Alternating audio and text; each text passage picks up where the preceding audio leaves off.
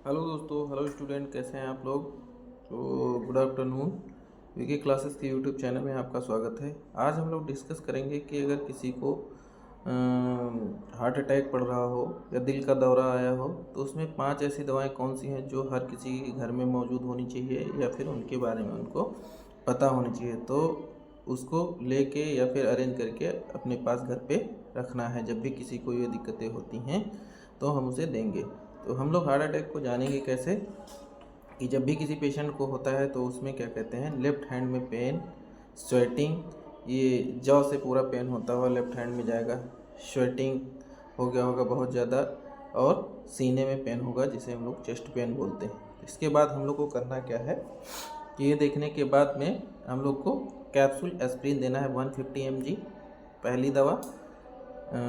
और दूसरी दवा कौन सी देनी है, टैबलेट क्लोपिडोग्रिल 150 mg जो क्लोपीटैब नाम से आती है। ये दोनों दवाएं जो है खून को पतला करेंगी, एंटी प्लेटलेट होती हैं, ठीक है।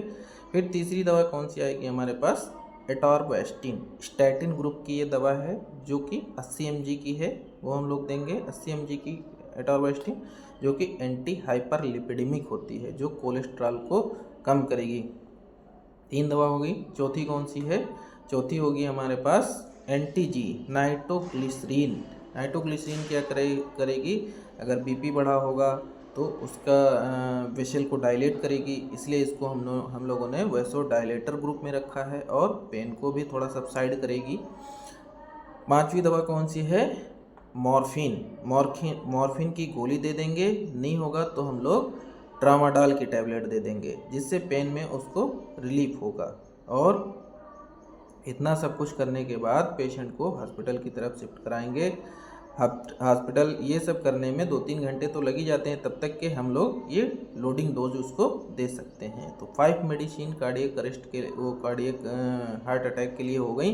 कौन कौन सी, पहली आपकी हो गई एस्प्रिन 150 mg, दूसरी क्लोपिडोग्रिल 150 mg, तीसरी एटॉर्वास्टिन 80 mg, और चौथी कौन सी हो गई हमारी एंटीजी, जो कि सॉर्बिट्रेट का काम करेगी, पेन को रिमूव करेगी, सबलिंगुअल इसको लेते हैं।